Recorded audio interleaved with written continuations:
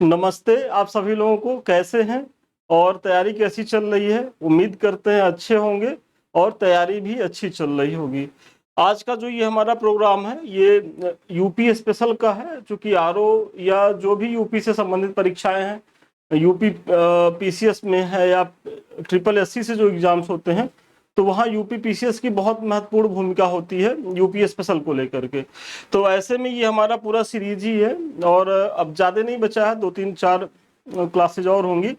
लेकिन ये है कि इतना अगर आप देखे रहेंगे तो इससे बाहर मतलब जाने की संभावना नहीं है। अगर आप इतना देखेंगे तो आपको यूपी पीसीएस में या आरओ में या किसी भी यूपी से संबंधित जो परीक्षाएं हो रही हैं, तो वहाँ यूपी को लेकर के डरने की जरूरत नहीं होगी, क्योंकि बच्चे डरते रहते हैं कि सर यूपी स्पेशल में क्या इंपॉर्टेंट है, क्या पढ़ें। और जितने भी पत्रिकाएं हैं, मैगजीन्स, उसमें बहुत विस्तार से दिया भी रहता है, तो उसमें बहुत सी चीजें आपके काम की नहीं होती हैं। और हमारा यही प्रयास है कि हम वहां से जो अति महत्वपूर्ण है, और देखिए लिखा भी हुआ है यहाँ कि अति महत्वपूर्ण जो है वो तथ्य, ये नहीं है कि हम आपको तथ्यों का पूरा पुलिंदा दे दे और आप उसी में गोता लगाते रहिए, क्योंकि तैयारी के दौरान ये बहुत महत्वपूर्ण है कि क्या पढ़ा जाए, तो ये भी महत्वपूर्ण है कि क्या छोड़ा जाए, क्योंकि दिमाग की एक सीमा होती है, आप लोगों के पढ़ने की एक सीमा होती है। तो वही पढ़िए जहां से ज्यादा चीजें आपको मिले। तो ये वीडियो देखते रहिए और एकदम आश्वस्त रहिए कि यहाँ से मतलब सारे क्वेश्चन आपको मिल जाएंगे, इसीलिए इतना हम विस्तार से जा भी रहे हैं।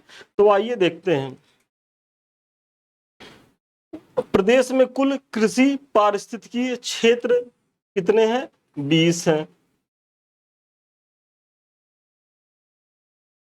और प्रदेश में कुल कृषि जलवायु क्षेत्र कितने हैं? तो 9 हैं। तो देखिए ये आपको कंफ्यूज नहीं होना। अगर प्रदेश में कृषि पारिस्थितिकी क्षेत्र की बात आए तो 20 लगाइएगा, और अगर जलवायु प्रदेशों के बारे में पूछे, जलवायु क्षेत्रों के बारे में पूछे, तो ये है 9। और ये दोनों ही आपके PYQ हैं, विगत वर्षों में आए हुए हैं। तो नवीन एवं पुरानी जो जलोढ़ मृदा को क्या कहा जाता है? तो देखिए नवीन मृदा जो होती है उसे खादर कहा जाता है, और पुरानी जो जलोढ़ मृदा होती है उसे क्या कहा जाता है? तो बांगर कहा जाता है। मतलब खादर नवीन है और बांगर जो है वो पुरानी है। जलोढ़ मृदा में पोटास एवं चूना की अधिकता होती है। देखिए प्रश्न पूछा गया है, तो जलोढ़ मृदा में क्या है कि पोटास और चूने की अधिकता होती है, लेकिन कमी किसकी होती है? तो फास्फोरस की, नाइट्रोजन की एवं जैव तत्व की जो है वो कमी होती है। मतलब चूने और पोटास की अधिकता होती है, बल्कि फास्फोरस, नाइट्रोजन और जो जैव तत्व हैं उनकी कमी होती है। किसमें? जलोढ़ मृदा में। राज्य में सबसे अधिक शुष्क क्षेत्र कौन सा है? तो बुंदेलखंड है। आप लोग जानते ही होंगे कि यहाँ सबसे कम वर्षा होती है, तो यही है। प्रदेश में सबसे अधिक मृदा अपरदन होता है जल से। मतलब जो प्रदेश में मृदा अपरदन के लिए एक महत्वपूर्ण जो उत्तरदायी कारक है, तो सबसे महत्वपूर्ण में यदि देखा जाए तो वो जल के द्वारा जो है वो अपरदन होता है।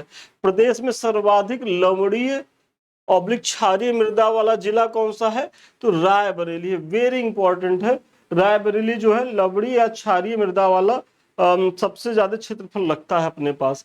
प्रदेश में सर्वाधिक बंजर भूमि वाला जिला कौन सा है? तो झांसी है। मतलब उत्तर प्रदेश में अगर जो सबसे ज्यादा बंजर जिस जिले के पास है, मतलब वहां की भूमि बंजर है, तो वो झांसी है।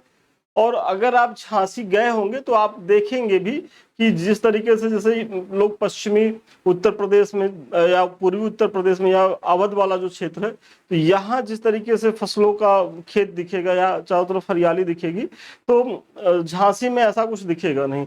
दूर दूर तक जो है वो खाली पड़े जगह होते हैं और वो कृषि योग्य होते भी नहीं हैं। प्रदेश में सर्वाधिक अवनलिका अपरदन जल से जो नदी क्षेत्र है, तो चंबल नदी क्षेत्र है। कई बार इसको जो है आयोग ने पूछा है। और दूसरा है कि प्रदेश में अवनलिका अपरदन सर्वाधिक प्रभावित जिला कौन सा है? इटावा और आगरा। और आप देखेंगे कि इटावा और आगरा के पास जो है बहुत बड़े बड़े खड्ड पाए जाते हैं, और यही जो है जो चंबल कि डकैत जो बहुत एक समय पहले फेमस थे, जब डाकू होते थे तो इसी बीहड़ में, इसी खड्डों में छिप जाते थे और इनको पकड़ना बड़ा मुश्किल होता था। जब आप ट्रेन से यात्रा करेंगे मध्य प्रदेश, ग्वालियर और मुरैना की तरफ जाएंगे तो ये सारी चीजें मतलब आपको खूब विस्तृत क्षेत्रों में ये चीजें दिखेंगी। और वाकई में वहाँ वर्तमान में अगर देखा जाए तो अब तो चूंकि ड्रोन कैमरे वैमरे आ गए हैं तो पकड़ना आसान है, नहीं तो सही में उस समय जब तकनीकी इतना ज्यादा उन्नत नहीं थी तो वैसे में बड़ी समस्या थी। राज्य में वायु अपर्दन से सर्वाधिक प्रभावित जिला कौन सा है? तो मथुरा और आगरा। अगर देखिए जल अपर्दन से बात की जाए तो आपको लगाना है इटावा। अगर वायु अपर्दन से सर्वाधिक प्रभावित जिला कौन सा है? तो मथुरा है। और उसके बाद कौन सा है? आगरा है। देखिए अगर एक देगा तो मथुरा लगाइएगा, अगर और दूसरा जल से तो इटावा लगाइएगा। प्रदेश में सर्वाधिक क्षेत्र पर बोई जाने वाली फसल कौन सी है? तो ये है गेहूं है। अरहर, चना व अदरक की सर्वाधिक खेती होती है तो कहाँ होती है? बुंदेलखंड क्षेत्र में। अरहर, देखिए ये पूछा भी गया है कि अरहर, चना व अदरक की सर्वाधिक खेती कहाँ होती है? तो बुंदेलखंड में होती है। अफीम की खेती की जाती है बाराबंकी और गाजीपुर। जनरली एक ऑप्शन में रहता है और वो बाराबंकी रहता है, लेकिन अगर बाराबंकी ना हो और गाजीपुर हो तो गाजीपुर को भी आप अफीम की खेती के लिए लगाएंगे। मूंगफली उत्पादन का विशेष क्षेत्र है तो मूंगफली का जो उत्पादन उत्तर प्रदेश में होता है वो रुहेलखंड क्षेत्र में होता है। और रुहेलखंड क्षेत्र मतलब जो वर्तमान का बरेली वाला जो बेल्ट है वो हो गया। प्रदेश की सर्वाधिक महत्वपूर्ण नगदी फसल कौन सी है? तो गन्ना है। प्रदेश की सबसे महत्वपूर्ण जो नगदी फसल है वो गन्ना है। प्रदेश में सर्वाधिक आलू उत्पादक जिला कौन सा है? तो फर्रुखाबाद है। मतलब फर्रुखाबाद जो है वहां प्रदेश का सबसे ज्यादा आलू का उत्पादन होता है। फिर आलू, प्रदेश में आलू निर्यातक जोन कहाँ है? तो आगरा में। देखिए आपको कंफ्यूज कराने के लिए वो करेगा क्या, वो फर्रुखाबाद भी दे देगा ऑप्शन में। तो अगर जोन की बात करें तो वो जोन कहाँ स्थापित है? क्योंकि देखिए प्रश्न यहां से भी बने हैं और प्रश्न यहां से भी बने हैं, तो आपको केवल प्रश्न को ध्यान से पढ़ने की जरूरत है। और इसीलिए हम बार बार कहते हैं कि यदि आप लोगों मुख्य परीक्षा में चाहे बैठिए चाहे पीटी में, अगर प्रश्न ध्यान से नहीं पढ़ेंगे तो ये मान के चलिए कि आप लोगों का काफी नुकसान हो जाता है। और पीटी में तो हर बार बच्चे आकर के कहते हैं कि सर प्रश्न ध्यान से नहीं पढ़ने की वजह से हमारा 6 से 7 प्रश्न आता हुआ गलत हो गया। और विश्वास मानिए यदि आता हुआ प्रश्न आप गलत करके आ रहे हैं तब तो ये आपके लिए खतरे की घंटी है। तो आलू निर्यातक जोन आगरा, सब सर्वाधिक आलू उत्पादक जिला फर्रुखाबाद। भारत के कुल मेथा ऑयल का उत्पादन का लगभग 3/4 भाग उत्पादित होता है उत्तर प्रदेश में। मतलब हम पूरे भारत का 3/4 मेथा ऑयल का उत्पादन करते हैं। भैंस या किसी भी नस्ल की गायों को सर्वाधिक दुग्ध उत्पादकों हेतु क्या पुरस्कार दिया गया है? तो गोकुल पुरस्कार। देखिए गोकुल पुरस्कार आए तो इसमें भैंस या किसी भी नस्ल की गायों के लिए है। अगर फिर देसी नस्ल की गायों से पूछा जाए तो ये नंद बाबा पुरस्कार है। तो ये ध्यान रखना है कि गोकुल पुरस्कार इसमें सभी गोवंशी और भैंस भी शामिल हैं। और अगर केवल देसी नस्ल की गायों पे पूछा जाए आपसे तो उसके लिए कौन सा पुरस्कार दिया जाता है? तो नंद बाबा पुरस्कार दिया जाता है। प्रदेश में जमींदारी उन्मूलन कानून जो है कब लागू हुआ था? तो ये 1 जुलाई 1952 को। वेरी इंपॉर्टेंट है, इसको डबल स्टार का क्वेश्चन बनाइए कि प्रदेश में जमींदारी उन्मूलन कानून जो है लागू हुआ था 1 जुलाई 1952 को। किसान क्रेडिट कार्ड योजना कब शुरू की गई थी उत्तर प्रदेश में? तो 1998 से। किसान क्रेडिट कार्ड जिसे केसीसी योजना भी कहा जाता है वो कब शुरू की गई थी? 1998 से। किसान बही योजना की मतलब जोतों की जानकारी है तो इसकी शुरुआत कब की गई थी? 1992 से। किसान बही योजना की शुरुआत की गई थी 1992 से। किसान मित्र योजना की शुरुआत की गई थी 18 जून 2001। काफी इंपॉर्टेंट है ये सारे। देखिए इसमें जितने भी हैं अब इतनी मोटी यूपी स्पेशल की बुक आती है, आप लोग मार्केट में देखो, और वहां से जो महत्वपूर्ण तथ्य है, और ऐसा भी नहीं कि कोई छूटने वाला भी नहीं है, मतलब सारी चीजें हम इतना करा रहे हैं तो इसमें सारे महत्वपूर्ण है। बस आपको करना क्या है कि 1 से 2 बार इसको देख लेना है, सारी चीजें याद हो जाएंगी। इसमें कुछ ऐसा नहीं है कि बहुत दिमाग लगाने की जरूरत है या रॉकेट साइंस है, कुछ नहीं है। बस करना क्या है कि इत्मीनान से, ठंडे दिमाग से बैठना है कूल होकर के, और 1-2 बार यदि आप कायदे से बैठेंगे तो चीजें हो जाएंगी। फिर राज्य में जैविक खेती हेतु मॉडल के रूप में चयनित जिला कौन सा है? वेरी इंपॉर्टेंट है कि जो हम जैविक खेती की तरफ चूंकि हम लोग बढ़ रहे हैं, तो ऐसे में जो जैविक खेती के लिए जो मॉडल जिला जो बनाया गया है वो है हमीरपुर। कृषकों की आय दुगना करने हेतु 10 नवंबर 2017 को मुख्यमंत्री की अध्यक्षता में गठित किया गया तो किसान समृद्धि आयोग। तो सबसे पहले तो ये जान लीजिए कि किसान समृद्धि आयोग का गठन कब हुआ था, तो 10 नवंबर 2017। ये याद रखिएगा क्योंकि यहां से जो है प्रश्न पूछा गया है।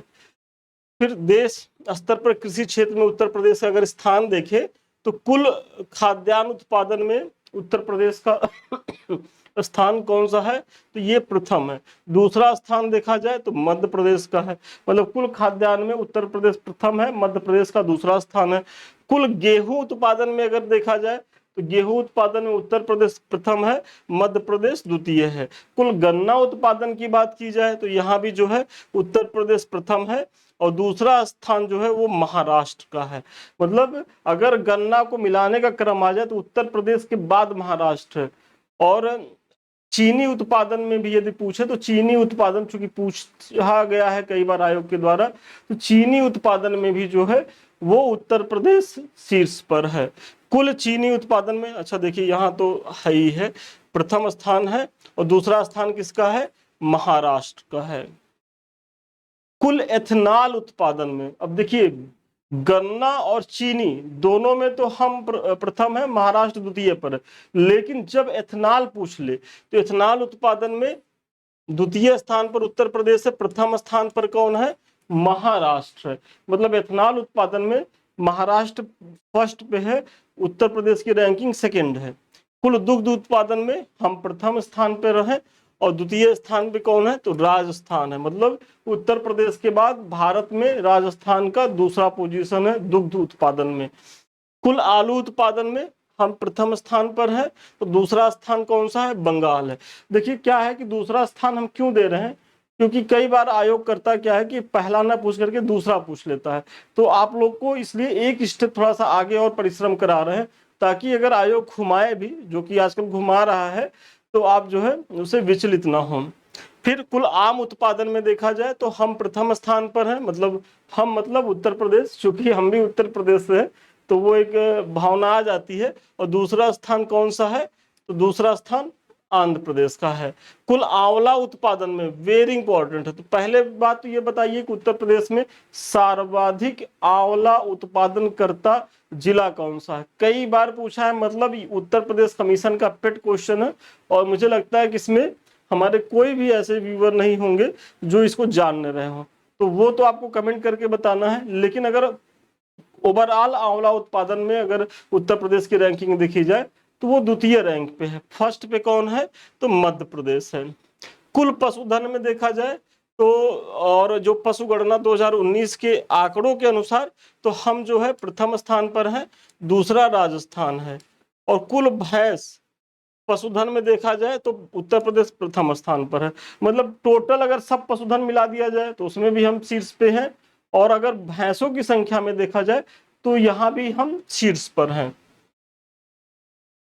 देखिए आगे बढ़ने से पहले ये संस्थान के द्वारा मुख्य परीक्षा के बैच चलाए जा रहे हैं, और मुझे आपको बताते हुए बहुत खुशी हो रही है। और आप लोग टेलीग्राम से भी जुड़े होंगे या चैनल को फॉलो कर रहे होंगे, तो तमाम जगह उसका दिया भी गया है कि जो बच्चे मुख्य परीक्षा लिख करके आए हैं वो संस्थान को लेकर के कितना शानदार फीडबैक दिए। मतलब बहुत ही सकारात्मक रहा हम लोगों का प्रयास। और सही बताए तो हमारी भी सांसें अटकी हुई थी, क्योंकि जब आप अपना बेस्ट दीजिए, और देखिए जितनी जिम्मेदारी एक विद्यार्थी की होती है उससे कहीं ज्यादा जिम्मेदारी जो होती है वो शिक्षक की होती है, क्योंकि विद्यार्थी शिक्षक पे भरोसा करके आता है।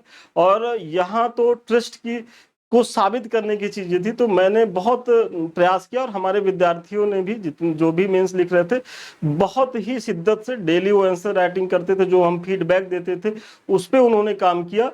और नतीजा ये है कि वो लोग काफी शानदार फीडबैक दे रहे हैं कि सर आपके कोचिंग से जो भी टेस्ट पेपर कराए गए वहां से सीधे सीधे डायरेक्ट क्वेश्चन मिले और बहुत भारी मात्रा में मिले। देखिए हम जब बैच स्टार्ट किए थे तो हम शुरू में 65 से 70% की बात किए थे कि हमारा ये भरोसा है कि 65 से 70% तक चीजें आपको यहाँ से मिल जाएंगी यदि आप मेरा पुराना वीडियो देखेंगे।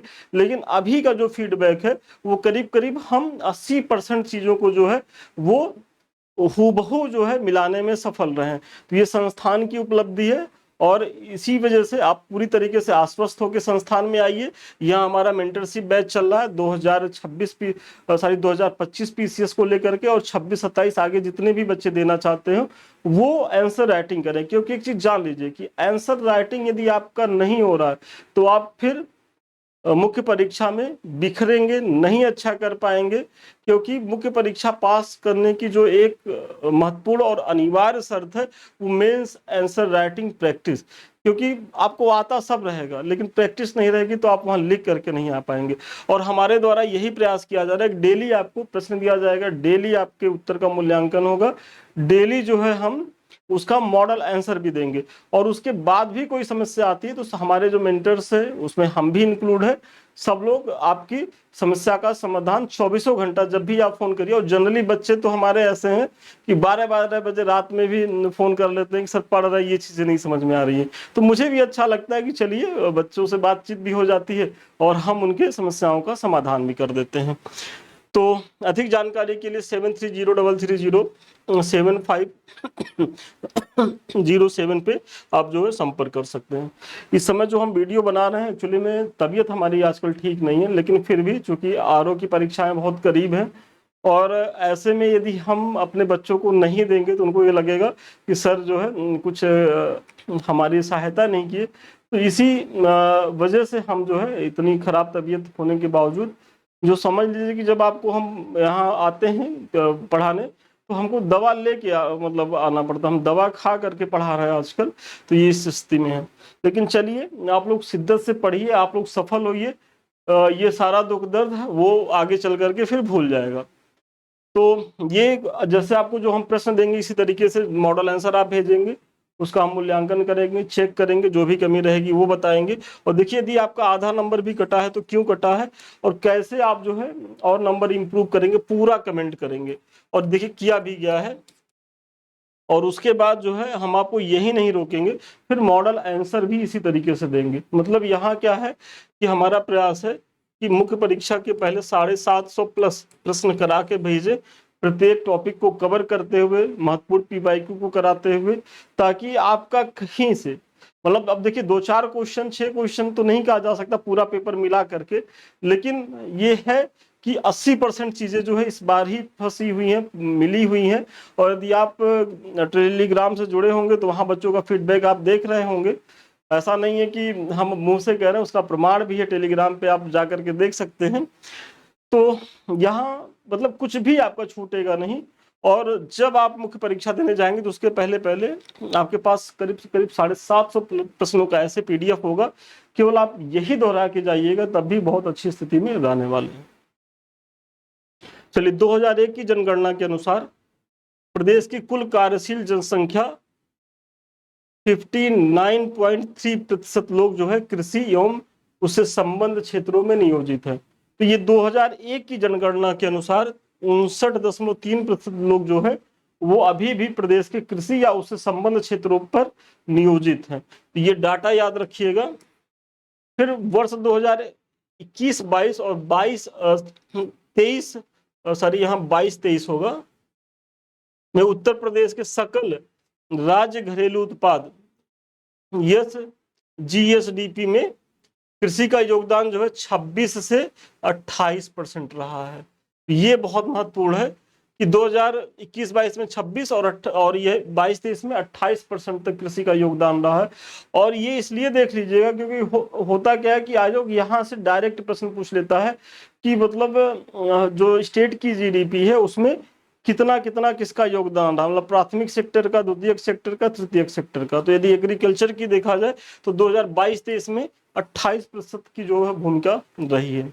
उत्तर प्रदेश में कुल कृषि योग्य भूमि जो है 182.64 लाख हेक्टेयर है, जो देश की कुल कृषि योग्य भूमि का लगभग 10.34% है। तो ये डाटा याद रखिएगा और ये याद रखिएगा कितने लाख हेक्टेयर है।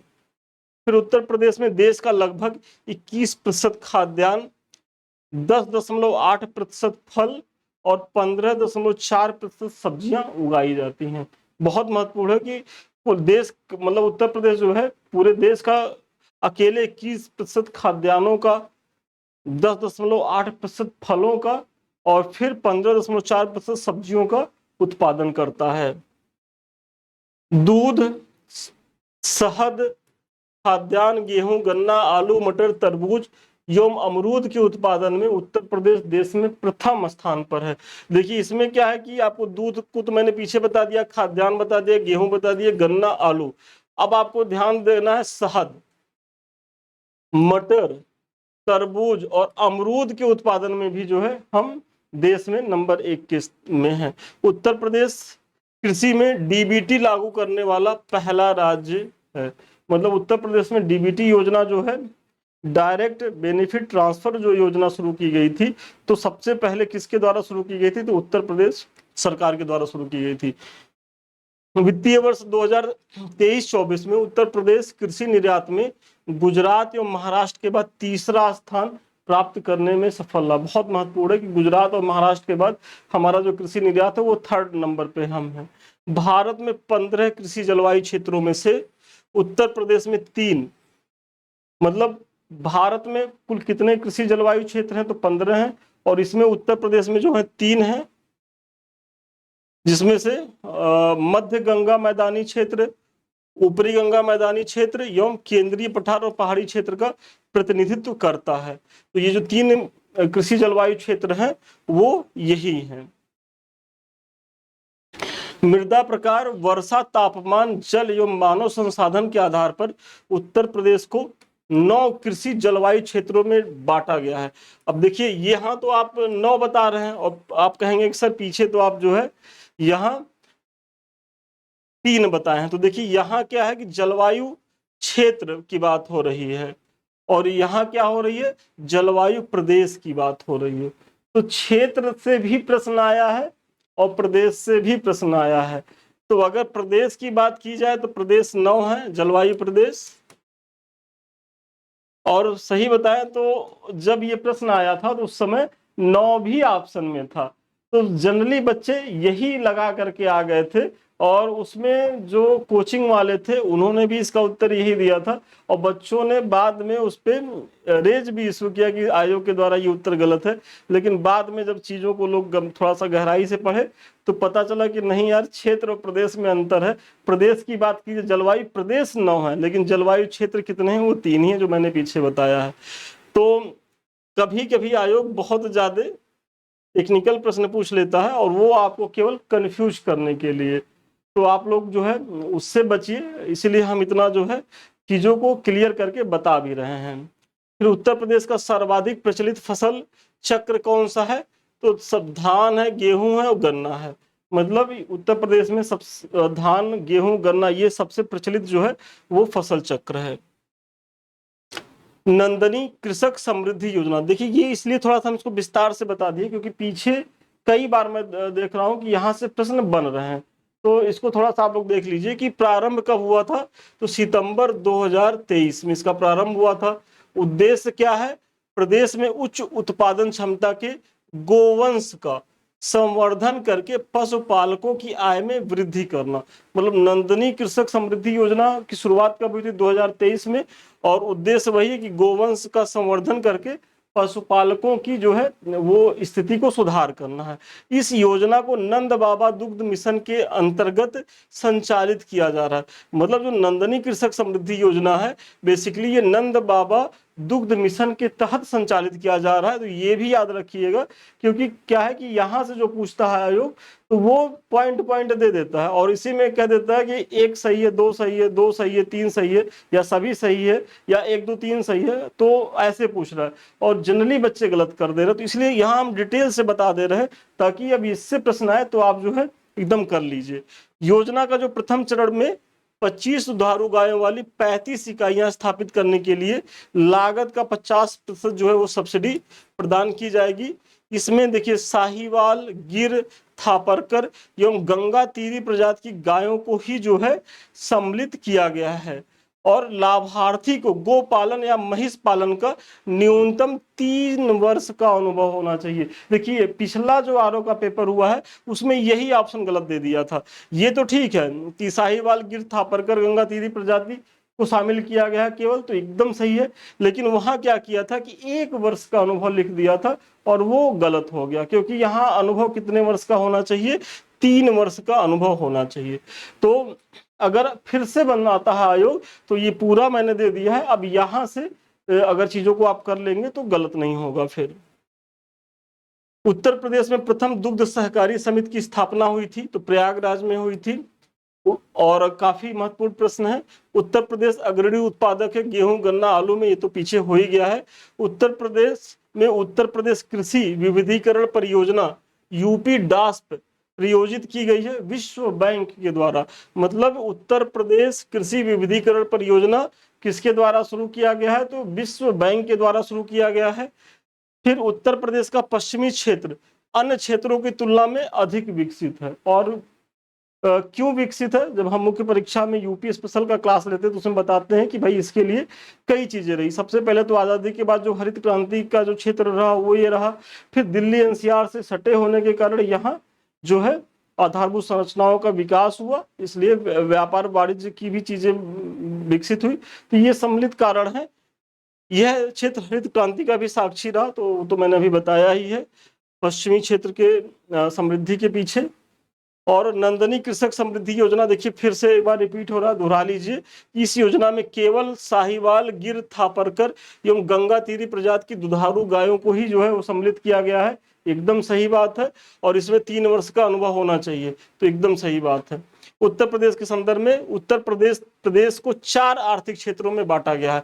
एक बार शायद मेरा पहला ही क्लास था उसमें गलती से वो 3 छप गया था, वो टाइपिंग मिसप्रिंट थी, तो उसको आप लोग सुधार कर लीजिए। उत्तर प्रदेश में को जो है 4 आर्थिक क्षेत्रों में बांटा गया है और उत्तर प्रदेश को 9 कृषि जलवायु क्षेत्रों में बांटा गया है। 9 कृषि जलवायु क्षेत्रों में बांटा गया उत्तर प्रदेश को। काला नमक कहाँ है? तो सिद्धार्थनगर में है। देसी घी कहाँ, मतलब किस जिले की विशेषता है? तो औरैया का जो देसी घी है वो प्रसिद्ध है। काला नमक सिद्धार्थनगर का तो फेमस है ही है। साथ ही साथ आंवला जो है प्रतापगढ़ में है और केला फाइबर जो है वो कुशीनगर में है। देखिए इसमें क्या था ना कि मिलाने के लिए दिया गया था, तो यहाँ देसी घी वाला औरैया थोड़ा सा गलत दे दिया था, बाकी सब सुमेलित था। तो हम सही सही यहाँ बता दे रहे हैं ताकि जब आए तो आप कर लीजिए। काला नमक सिद्धार्थनगर, देसी घी औरैया, आंवला प्रतापगढ़ और केला फाइबर जो है वो कुशीनगर है। भारतीय चारागाह एवं चारा अनुसंधान संस्थान, पीछे मैंने बताया है झांसी में है। भारतीय कृषि प्रणाली अनुसंधान संस्थान कहाँ है? तो दिल्ली में है। और इसमें पूछा क्या था कि इनमें से कौन एक सुमेलित नहीं है, तो यही दिल्ली की जगह उत्तर प्रदेश का कोई जिला दिया हुआ था।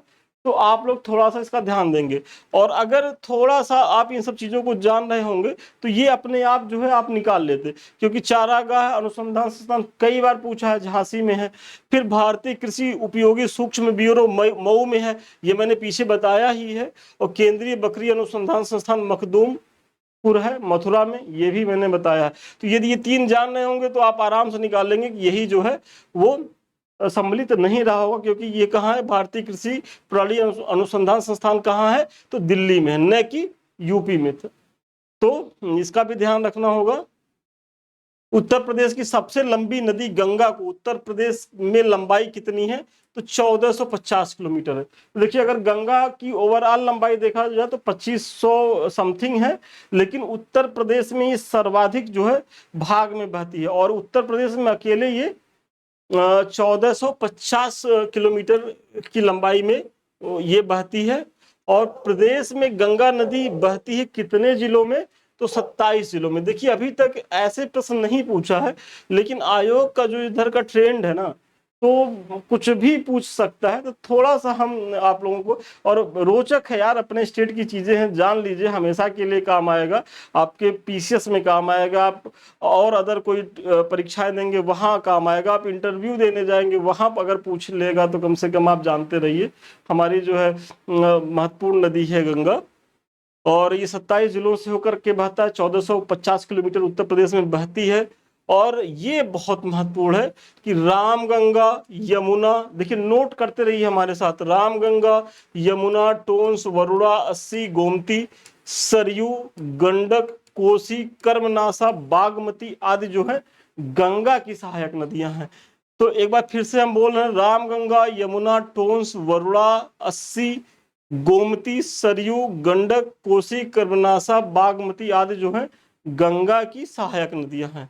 इसी तरीके से देखा जाए तो टोंस गिरी आसन हिंडन सिंध चंबल बेतवा केन मंदाकिनी आदि जो है यमुना की सहायक नदियां हैं।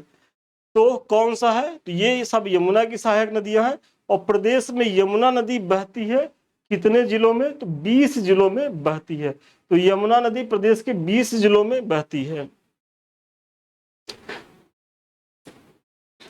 यमुना सर्वाधिक प्रदूषित कहाँ है? तो दिल्ली से आगरा के बीच में है। और हम लोग तो दिल्ली में रह रहे हैं, यहाँ यमुना जी को कायदे से देखा जाए तो यहाँ दिल्ली में तो इतने नाले हैं, तो कंफ्यूज हो जाता है कि ये यमुना जी हैं कि ये दिल्ली का कोई नाला है। मतलब इस स्थिति में यमुना जी को दिल्ली वालों ने ला दिया है। राज्य में गंगा का प्रवेश व निकास कहाँ से होता है? बहुत महत्वपूर्ण है कि उत्तर प्रदेश में गंगा नदी चूंकि हरिद्वार से फिर वो किस जिले में आती है सबसे पहले? तो वो बिजनौर में आती है। और जो हमारा पूर्वी जिला है बलिया, वहां से निकल करके वो बिहार में प्रवेश करती है। तो गंगा नदी उत्तर प्रदेश में प्रवेश करती है बिजनौर से, और बाहर निकलती है मतलब बिहार में जाती है बलिया में। यमुना नदी का प्रवेश व समापन होता है, तो यमुना नदी उत्तर प्रदेश में आती है, सहारनपुर जिले में आती है। और समाप्ति ये कहाँ होती है? तो ये प्रयागराज में होती है। क्योंकि आप देखते होंगे कि जहाँ संगम में अभी इतना बड़ा आयोजन हुआ, जहाँ हम लोग स्नान करते हैं, तो वहीं मतलब आकर के वो धारा गंगा से मिलती है, और फिर जो इसको आगे गंगा ही नाम दे दिया गया। मतलब यमुना जो है आकर के गंगा में मिल जाती हैं। चंबल नदी यमुना में कहाँ से मिलती हैं? तो पंचनदा में। एक चूंकि चंबल मैंने पीछे बताया कि यमुना की सहायक नदी है, और ये इटावा के पास पंचनदा एक क्षेत्र है, यही चंबल जो है यमुना में मिलती है आकर के। गोमती नदी निकलती है कहाँ से? तो फुल्लर या गोमत झील से निकलती है। बेसिकली फुल्लर झील से प्रश्न पूछा है कि गोमती नदी कहाँ से निकलती है, तो फुल्लर झील से। अगर गोमत झील भी आए तो गोमत भी याद रखिएगा, फुल्लर ऑब्लिक गोमत झील। और किस जिले में ये झील है? तो पीलीभीत जिले में है। मतलब पीलीभीत जिले से गोमती नदी का उद्गम होता है, फुल्लर या गोमत झील से। और गोमती जो है वो गंगा में मिलती कहाँ है? क्योंकि गोमती गंगा की सहायक नदी है, मैंने पीछे बताया है।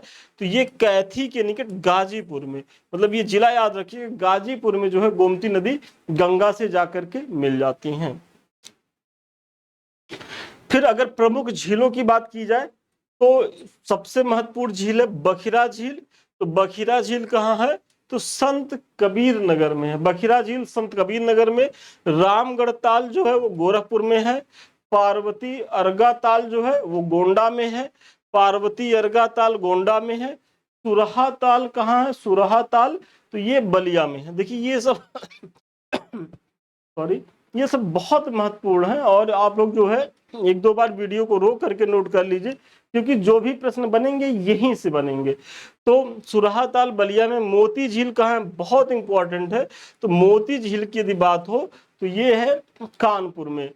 शुक्रताल झील कहाँ है? तो मुजफ्फरपुर में। शुक्रताल झील कहाँ है? मुजफ्फरपुर में। रामताल कहाँ है? मेरठ में। मतलब शुक्रताल मुजफ्फरपुर, रामताल मेरठ।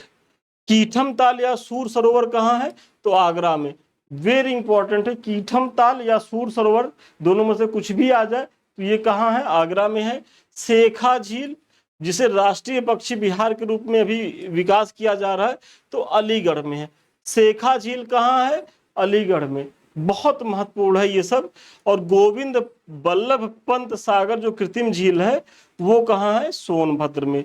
तो आप लोग जो है इतनी बार बोले हैं, नोट तो कर ही लिए होंगे, नहीं तो स्क्रीनशॉट ले लीजिए।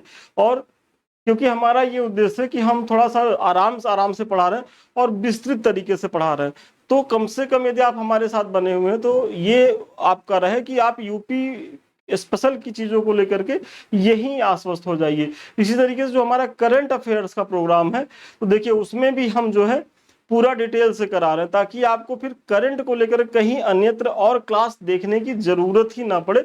हम अपने यहाँ ही इतना दे दें कि इससे बाहर अगर जाएगा तो समृद्धि से यदि बाहर गया तो समझ लीजिए कि कोई संस्थान जो है वो बना नहीं पाएगा। इतना दावा के साथ कह रहे हैं, क्योंकि इतना विस्तार से, और एक अनुभव भी है, मतलब इतनी बार मेंस इंटरव्यू दिए हैं तो एक अनुभव भी है। तो ऐसा नहीं है कि ये जो दावा कर रहे हैं तो हवा हवाई कर रहे हैं। आर्द्र भूमि संरक्षण के लिए रामसर समझौता हुआ था 1971 ईरान में। और प्रदेश में कुल रामसर स्थल कितने हैं? 10 हैं। देखिए ये डेट भी याद रखिएगा, रामसर समझौता 1971 में ईरान में हुआ था। उत्तर प्रदेश में 10 रामसर स्थल है 2 फरवरी 2025 तक के आंकड़े के अनुसार। अभी भी 10 ही हैं, आराम से 10 लगाइएगा। प्रदेश का पहला रामसर स्थल कौन सा है? तो ऊपरी गंगा जो नदी है वो पहला रामसर स्थल था। और दूसरा मतलब सबसे लेटेस्ट वाला कौन सा? बखिरा वन्य जीव अभ्यारण्य जो संत कबीर नगर में है, ये दूसरा जो है मतलब दूसरा क्या अंतिम है। और इसके बीच में 8 और हैं। प्रमुख बांध और परियोजनाओं के बारे में देखें तो सोनभद्र जिले में पिपरी नामक स्थान पर रिहंद नदी पर निर्मित बहुउद्देशीय रिहंद बांध परियोजना की स्थापना हुई थी 1962 में। तो समझ लीजिए कि ये रिहंद नदी पर सोनभद्र जिले में पिपरी नामक स्थान पर रिहंद बांध परियोजना का, जिसे गोविंद बल्लभ पंत सागर भी कहा जाता है, तो बहुत महत्वपूर्ण है। ये पूरा लाइन ही आप जो है इसको नोट कर लीजिएगा। फिर इसी तरीके से ललितपुर जिले के किस नदी पर उत्तर प्रदेश एवं मध्य प्रदेश की 1975 में उद्घाटित व 1999 में लोकार्पित संयुक्त राजघाट बहुउद्देशीय परियोजना निर्मित है? तो राजघाट बहुउद्देशीय परियोजना किस पे निर्मित है? तो बेतवा नदी पर है। पहला फैक्ट तो ये है, ये सीधा साधा फैक्ट है, यहां तक आ गया तो आपको कंफ्यूजन नहीं होगी। फिर ये पूछता क्या है कि ये जो बेतवा नदी को लेकर के ये जो परियोजना है, राजघाट परियोजना जो बेतवा नदी पर निर्मित है, ये किन प्रदेशों के बीच है? तो आपको कंफ्यूज नहीं होना है, ये उत्तर प्रदेश और मध्य प्रदेश के बीच है। ऑप्शन में राजस्थान भी दे देगा, छत्तीसगढ़ भी दे देगा, तो कंफ्यूज नहीं होना। बेतवा नदी पर राजघाट परियोजना उत्तर प्रदेश और मध्य प्रदेश के बीच है, ठीक है। और राजघाट परियोजना का नाम का परिवर्तित नाम अभी क्या हो गया है? रानी लक्ष्मीबाई परियोजना। तो अगर रानी लक्ष्मीबाई परियोजना भी आ जाए तो आप जान लीजिए कि ये राजघाट परियोजना है, आपको कंफ्यूज होने की जरूरत नहीं है। फिर ललितपुर जिले में बेतवा नदी पर उत्तर प्रदेश व मध्य प्रदेश की 1998 में निर्मित संयुक्त परियोजना है माता टीला बांध। बहुत महत्वपूर्ण है माता टीला बांध जो है। पहली बात तो ये जान लीजिए कि ये ललितपुर जिले में है, और ये भी कहाँ है? तो बेतवा नदी में है। और चूंकि बेतवा नदी में है, ललितपुर में है, तो ललितपुर की यदि आप जो मैंने पीछे क्लास में उसकी अवस्थिति को दिखाया है, तो वो तीनों तरफ से कहाँ से घिरा है? मध्य प्रदेश से घिरा हुआ है। तो ऑब्वियसली मध्य प्रदेश उत्तर प्रदेश के बीच ही चीजें हो सकती हैं। और उत्तर प्रदेश का सबसे दक्षिणतम बिंदु कौन सा है? आप लोग कमेंट करके बताइए। देखिए यदि ललितपुर मन में चल रहा होगा तो गलत है, ललितपुर नहीं है। चलिए आगे देखते हैं। झांसी में परीक्षा एवं सुकमा डुकमा बांध का निर्माण किया गया। तो परीक्षा और सुकमा डुकमा बांध पहले ये जान लीजिए कि कहाँ है? तो ये झांसी में है। परीक्षा और सुकमा डुकमा जो बांध है वो झांसी में है। और इसका निर्माण कहाँ किया गया? तो बेतवा नदी पर किया गया। तो बेतवा नदी जो है जो उत्तर प्रदेश और मध्य प्रदेश के बीच बहती है, तो बहुत ही जो है वो उपयोगी नदी है, आप देख रहे होंगे बांधों के हिसाब से। फिर ललितपुर जनपद में स्थित जो गोविंद सागर बांध है, किस नदी पर है? तो शहजाद नदी पर। देखिए, एक मैंने आपको बताया कि गोविंद बल्लभ पंत जो सागर, जो कृत्रिम जलाशय है, उसके बारे में चर्चा करी है। तो यदि गोविंद बल्लभ पंत जो सागर की बात, कृत्रिम जलाशय की बात की जाए, तो वो सोनभद्र में है। और अगर गोविंद सागर बांध की बात की जाए तो ये शहजाद नदी पर है। वो कहाँ है? ललितपुर में। क्योंकि आयोग करता क्या है कि ऐसे ही आपको कंफ्यूज कराता है। तो गोविंद बल्लभ पंत अगर जुड़ जाए और कृत्रिम झील की बात हो तो वो सोनभद्र में है। फिर ये गोविंद सागर अगर बांध की बात की जाए तो ये शहजाद नदी पर है। और ये शहजाद नदी कहाँ है? ललितपुर जनपद में। फिर चंबल नदी पर निर्मित प्रमुख बांध है। अगर इन बांधों को राणा प्रताप सागर, जवाहर सागर और गांधी सागर, इनके बारे में प्रश्न आए तो ये सारे बांध जो है वो चंबल नदी पर अवस्थित हैं। बेतवा नदी पर स्थित प्रमुख बांध है, मैंने बताया है कि राजघाट बांध, माता टीला बांध, धुरवारा बांध। ये देखिए एक नया है, धुरवारा बांध कहाँ है? तो ये भी बेतवा नदी पर है और ये ललितपुर में है। और परीक्षाबाद, सुकमा डुकमाबाद तो मैंने बताया ही, ये झांसी में है। तो ये बहुत महत्वपूर्ण है। और देखिए, इतना आप कर लीजिए, इससे बाहर चीजें नहीं जाएंगी, क्योंकि यहाँ ही हम थोड़ा सा आपको विस्तार में ले जाकर के करवा रहे हैं चीजों को। गंडक परियोजना संयुक्त परियोजना है उत्तर प्रदेश, बिहार एवं नेपाल की। मतलब जनरली ये उत्तर प्रदेश और बिहार के बारे में पूछता है, लेकिन इसमें नेपाल भी, चूंकि अब नेपाल एक देश है तो उसकी भी भूमिका है। तो गंडक परियोजना किसके किसके बीच है? उत्तर प्रदेश, बिहार और नेपाल। भारत में कुल सिंचित क्षेत्र में उत्तर प्रदेश का स्थान है प्रथम। वेरी इंपॉर्टेंट है, भारत के कुल सिंचित क्षेत्र में उत्तर प्रदेश का स्थान जो है वो प्रथम है। कुल नलकूप सिंचित क्षेत्रफल में उत्तर प्रदेश का स्थान प्रथम है। ये रिपीटेड है कि नलकूपों में सर्वाधिक जो है अग्रणी कौन सा स्टेट है सिंचाई में? तो उत्तर प्रदेश है। और ये थोड़ा सा आप आंकड़ा देख लीजिए, क्योंकि यहाँ से क्या है कि हर बार प्रश्न पूछा जाता है।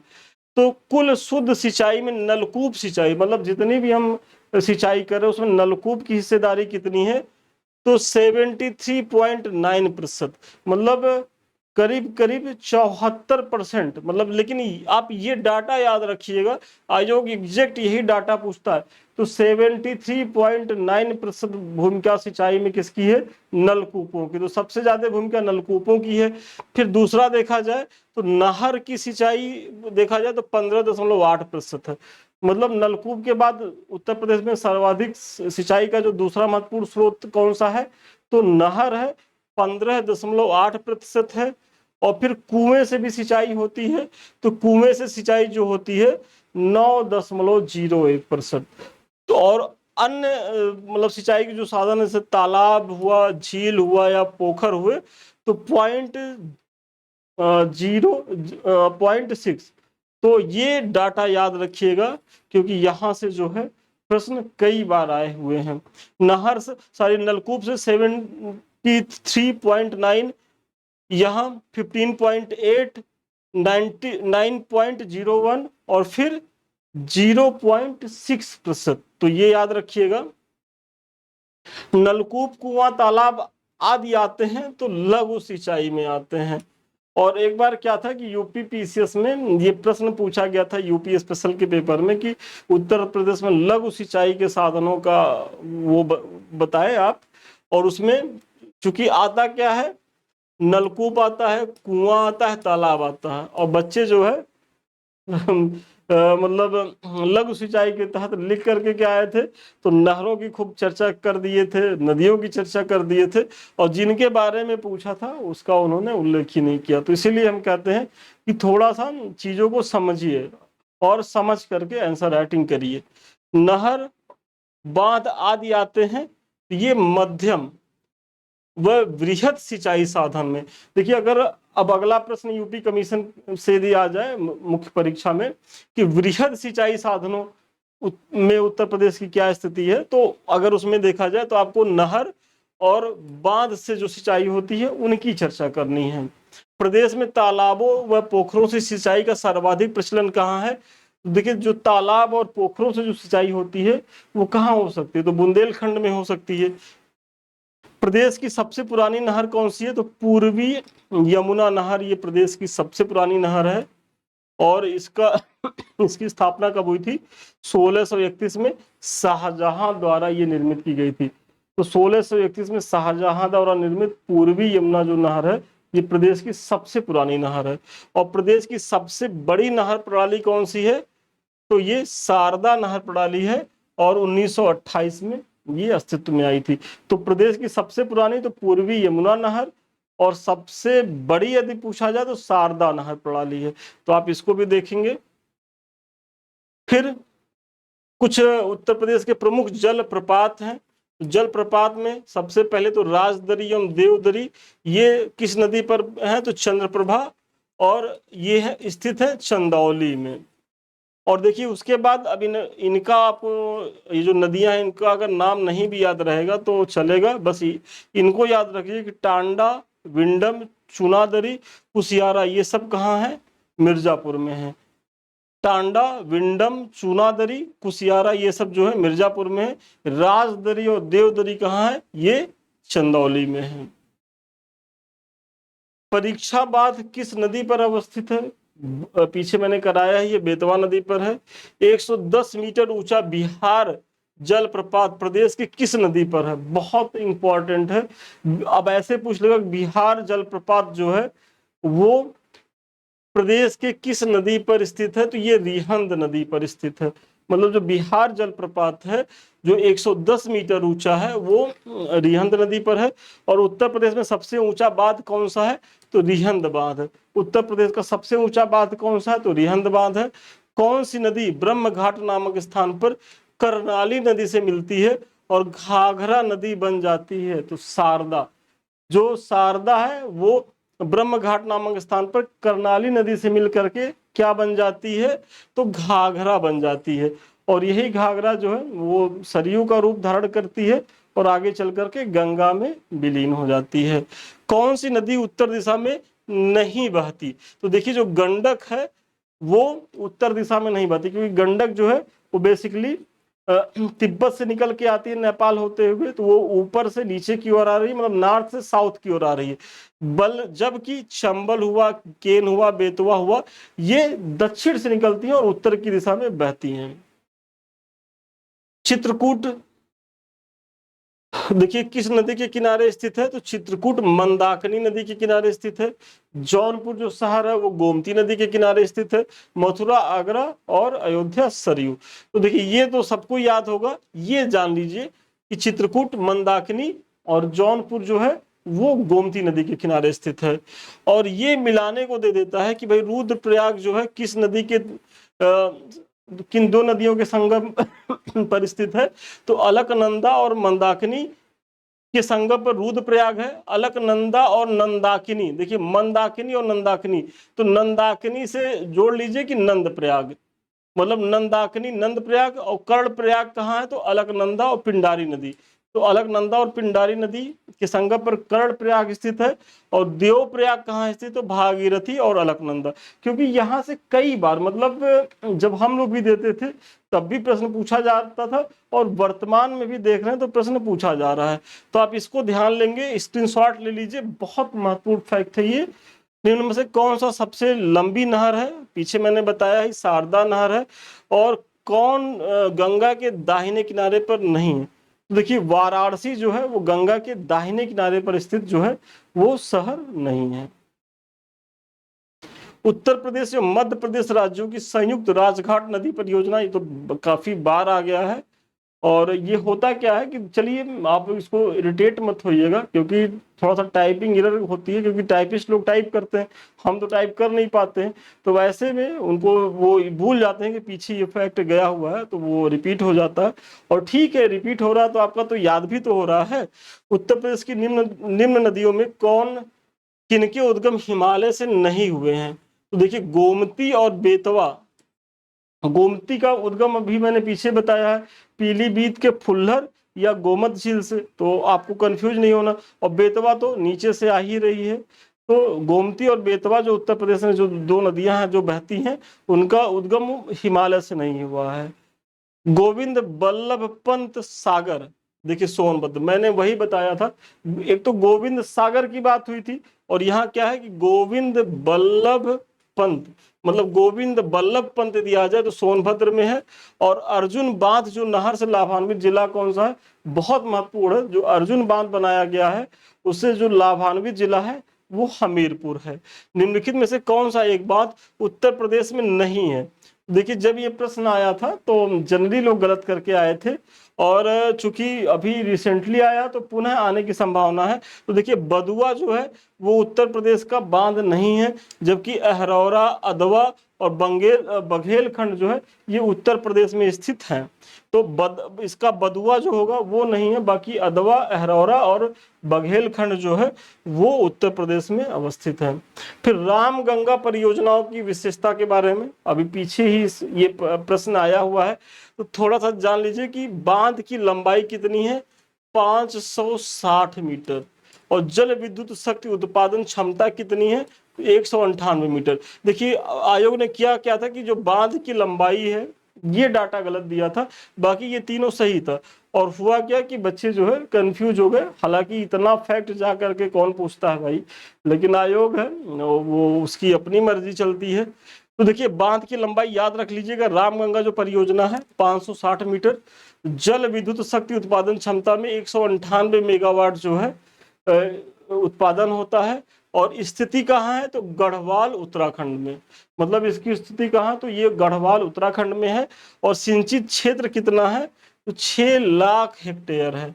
मतलब इस रामगंगा जो परियोजना से जो सिंचित क्षेत्र है वो 6 लाख हेक्टेयर है। तो ये स्क्रीनशॉट ले लीजिए, बहुत महत्वपूर्ण फैक्ट है, क्योंकि अभी रिसेंटली आया तो पुनः इसके रिपीट होने की भी संभावना है।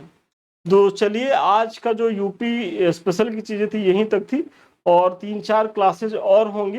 तो पीछे की जो 3-4 हुई हैं और इधर आगे की, मतलब 6-7 क्लास में ही आपका पूरा यूपी स्पेशल कंप्लीट रहेगा।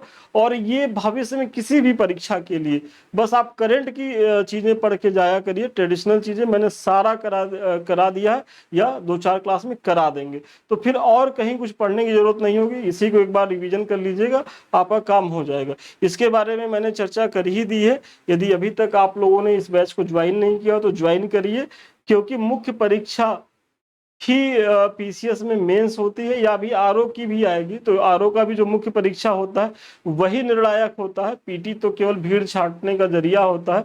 असली उपलब्धि तो आपको मुख्य परीक्षा पास करके ही मिलेगी, और मुख्य परीक्षा में बिना आंसर राइटिंग किए जो है आप उसको पार नहीं पा सकते हैं। तो आंसर राइटिंग मस्ट है। तो आप लोग आइए, वेलकम है आपका समृद्धि आईएएस में। ये हमारे कुछ लिंक्स हैं। तो सबसे पहले तो हमारा टेलीग्राम है, आप लोग इसको इसलिए ज्वाइन करें क्योंकि जो हम पढ़ा रहे हैं या जो हमारी टीम के द्वारा जो भी चीज़ें होती हैं, जो भी इंफॉर्मेशन दी जाती हैं, जो भी आपको मैटर प्रोवाइड करवाए जाते हैं, वो सब हमारे टेलीग्राम चैनल पे प्रोवाइड करवाए जाते हैं।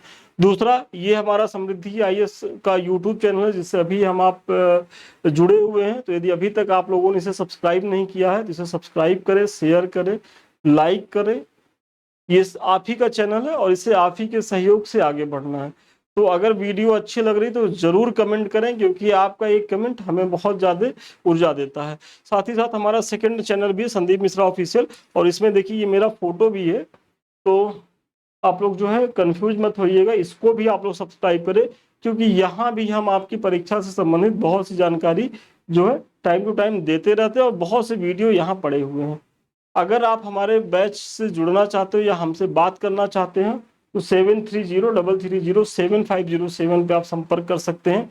तो चलिए आज के लिए इतना ही, पुनः मिलते हैं नए वीडियो में नए क्लास के साथ। तब तक के लिए धन्यवाद, शुभकामनाएं।